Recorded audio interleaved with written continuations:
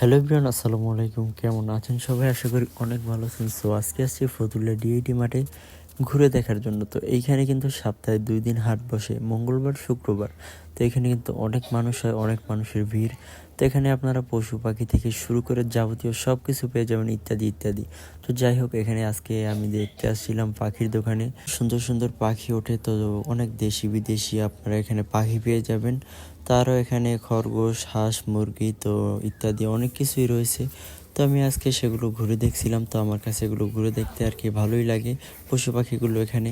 তার এখানে রয়েছে মাছের অ্যাকুরিয়াম। তো এখান থেকে আপনারা চাইলে মাছ কিনে নিয়ে যেতে পারবেন বা অ্যাকুরিয়ামও নিয়ে যেতে পারবেন, একবারে তৈরি করে বানিয়ে।